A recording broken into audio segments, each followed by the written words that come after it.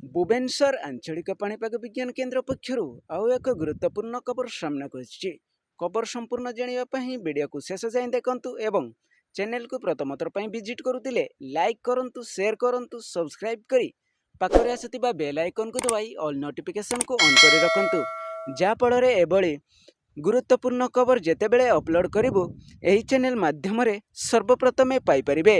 चलंतु dairy न करी खबर उपरे नजर पकेबा।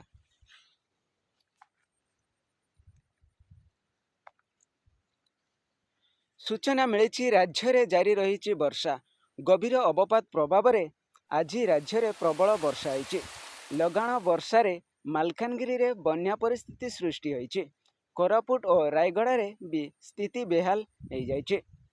6टी जिला को पाणीपाग विभाग पक्षर ऑरेंज वार्निंग जारी करा जायछि। 3 घंटा पही वर्षा सह गड़गड़ी नहीं सतर्क सूचना करिछि आंचलिक पाणीपाग विभाग। बलांगीर नुआपड़ा बरगड़ सुंदरगढ़ संबलपुर झारसुगुड़ा पाणीपाग विभाग ताजा सूचना अनुसार आज भी वर्षा लगी रहिबो बोली जना पड़िछि। तेबे पश्चिम ओडिशा प्रबल वर्षा हेबो बोली आंचलिक पाणीपाग विभाग पक्षर सूचना जारी करा जायछि। उत्तर पश्चिम बंगोपसागर रे सृष्टि होइतिबा गभीर हवपात मंगलवार दिन पुरी पाखरे ओडिशा उपकूल अतिक्रम करिछि।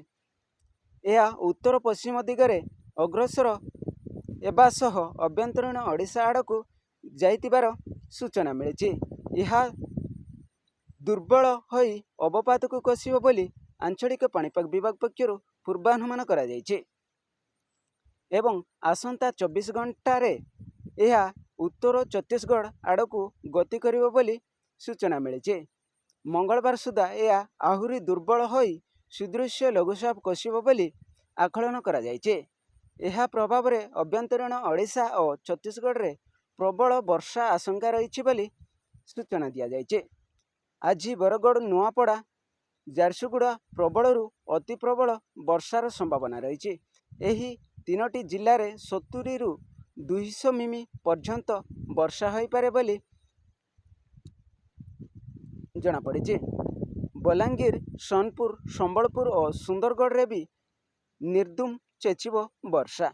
आज दिन 11टा जाए बलांगीर बालेश्वर बैद्य देवगढ़ गंजाम कलाहांडी कंधमाल केहुंझर कोरापुट मालकानगिरी मयूरभंज नवरंगपुर नयागढ़ और नुआपड़ा को अलर्ट जारी करा जायछि।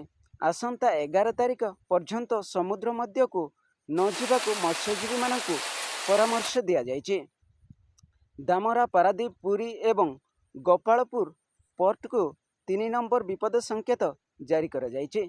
प्रबल वर्षा संभावना थिबारु जिलापाल मानकु सतर्क रहिबाकु निर्देश देइछन्ति स्वतंत्र रिलीफ कमिशनर।